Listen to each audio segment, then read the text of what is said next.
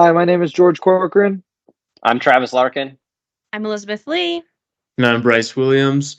We'd also like to thank our corresponding author and professor at Metropolitan State University of Denver in Colorado, Dr. Yu. This is our research critique on mentoring in the TGfU teaching, mutual engagement of pre-service teachers, cooperating teachers, and university supervisors. We're going to discuss the purpose, methods, and major findings in the study. We're going to discuss some strengths and benefits of the study, some limitations that were found in the study, and then give our suggestions and have a small discussion about the paper. So to introduce what the TGfU model is, the TGfU model, or the Teaching Games for Understanding model, that has the main objective of promoting learning in sport. It prioritizes tactics over play and technique. And the 6 stages of the TGfU model are game focus, game appreciation, tactical appreciation, decision making, skill execution, and performance. It also promotes learning in the sport, like I said, while emphasizing on that play and tactics. In PETE, there are many benefits of mentorship programs for professional growth, as well as we look at the study in the mentoring teachers and cooperating teachers and how their limited lack of knowledge in the subject area was affected in the study. The purpose in this study was to examine the varying approaches used in mentoring pre-service teachers, to investigate the interactions between pre-service teachers and their mentors, and to examine the implementation of the TGfU model during a pre-service teacher's mentoring process. So we're going to look at the methods, the participants in the methods, the context behind them, and then how they collected data and the analysis behind that data.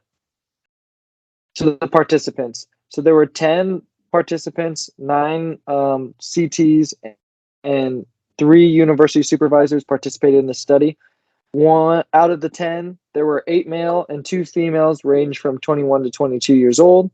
Each pre-service teacher attended a 14-week course in pedagogy of primary physical education. Of the 10 pre-service teachers, 8 drew on the TGfU experience, ranging from 3 to 10 times during their micro-teaching and teaching practicum. And on the other hand, the other 2 had no TGfU experience before the study at all. The 10 CTs were assigned to be mentors to each one of the participants. Out of the 10 CTs, 9 teachers remained, and 5 were male, and 4 were female, and 7 possessed bachelor's degrees in PE or education, and 2 had a master's degree in PE. And lastly, the last part of this was 4 university supervisors were invited, and 3 agreed to join. Of the 3 had PhD degrees, and the age groups were from 44 to 48 years old. 2 were sports pedagogy majors, whereas the other one was health and fitness major. So context. So a little bit of context behind this study is the mentoring process in the TGfU typically involves several different components. They use observation and feedback, collaborative planning, reflection and discussion, and professional support. So within this, mentoring plays a crucial role in supporting the pre-service teachers in developing themselves and their learning styles. So the cooperating teachers are there to help facilitate that and help the pre-service teachers discover what type of teaching they would like to do. And then this process typically involves 3 stakeholders. So you have each level, which is the pre-service teacher, then you have the cooperating teachers, and then you have at the top the university supervisors overseeing everything. So data collection. The semi-structured interviews were completed by all students at the end of this 8-week program. Each interview began with a discussion of the study purpose and an explanation on the contents revolving around TGfU. All questions focus on the following: what's your approach to mentoring content, and the effect of how this mentoring process has affected you. Students were encouraged to speak freely, and all interviews were audio taped. Written artifacts, including reflective journals, were provided by pre-service teachers, and mentoring records completed by mentoring teachers were collected by the teaching practicum to see afterwards, and pre-service teachers were required to record their thoughts, feelings, and actions and reactions about the mentoring and TGfU teaching in their journal entries on a weekly basis. So now on to data analysis. The artifacts and interview data were analyzed using deductive content analysis in order to find meaningful pieces of information. So this is where they got to find out how did their mentors affect them, or what was the most effective part. 22 recorded interviews were transcribed verbatim by a researcher. Um, a sizable amount of information was labeled with phases as subcategories. The trustworthiness of the study was established using 3 different strategies. So they had peer debriefs with the mentor teachers, they had mentor checking, and then they had triangulation. Throughout the data collection analysis, the peer debriefer provided elements of the nature of interpretations, researchers, identifications of all possible categories, and information regarding potential researcher bias. So they tried to eliminate all that researcher bias. And then 3 researchers who were knowledgeable about TGfU and mentoring coded the data by category to be easier to understand and to follow. And that is data analysis. Now, moving on to results. Even though the cooperating teachers supported the pre-service teachers in adopting TGfU, they were wanting to focus more on general issues. Cooperating teachers say that more professional growth and desire for professional development as they gain new insights. Challenges were still faced using these models and teaching content professionally, and brought concerns to light for the pre-service teachers' needs. And university supervisors pushed for the TGfU model and engaged in pre-service teachers' use. Encouraged pre-service teachers' use. So to conclude, the study examined the traditional mentoring model that was used in a PEAT program in Hong Kong when implementing and understanding the TGfU approach.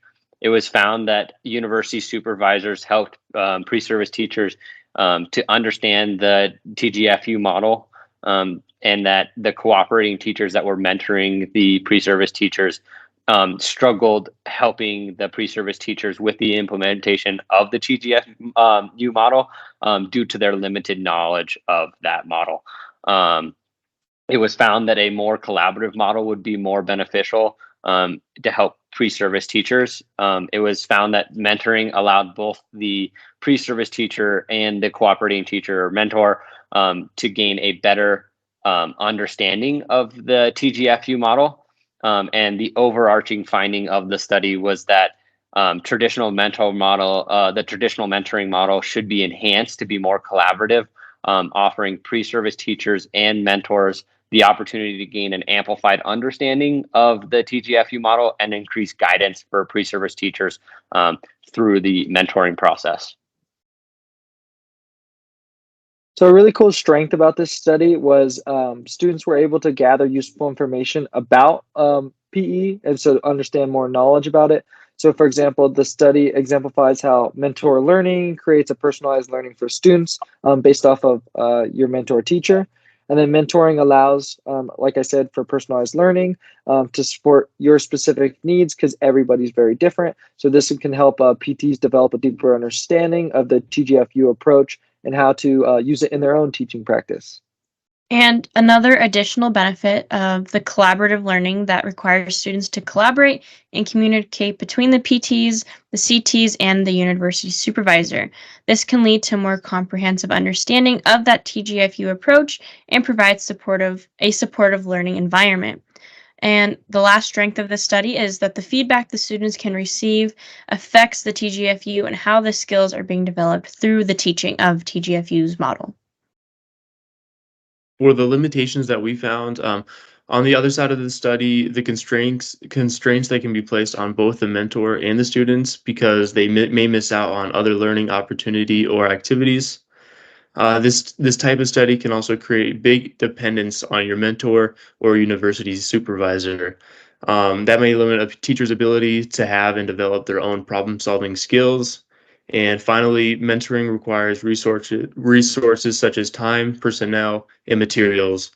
This may limit the number of pre-service teachers who can participate in the program because of these constraints. So lastly, we just want to kind of discuss a little bit about how we felt about the article and what we kind of noticed the big thing that we noticed is that there's a major interaction between the pre-service teachers and their mentors, and their knowledge that is transferred from both the pre-service teacher and to the mentor. And so it can be a mutually beneficial thing, which is really cool. The pre-service teachers were helped significantly by the university supervisors. So it's important to have university supervisors that take a stake in the pre-service teachers' understanding of knowledge for TGfU and for other teaching models. And so that was pretty cool to see. The study also showed that there were the mutual benefits of knowledge and interaction for all parties. So your corresponding teachers who are supposed to be overseeing the mentor teachers were also gaining knowledge into the TGfU model and other models that were being taught. The pre-service teachers and the university supervisors, they were all mutually gaining a benefit and knowledge between the three. So that's a pretty cool thing about the mentoring process. The support of the concept of legitimate peripheral participation is involved in that, where everybody's being able to participate. And then one thing that we kind of wanted to see is how this collaborative mentoring experience could be used for other teaching models, and the importance of being very collaborative in our mentoring experiences for pre-service teachers, so that there is a better understanding of different teaching models, and we can gain more from the mentoring experience, both for the collaborating teacher, the pre-service teacher, and that university supervisor. We would like to thank you for listening to our presentation on the TGfU model and thank our corresponding author, Dr. Yu. Our works cited is below.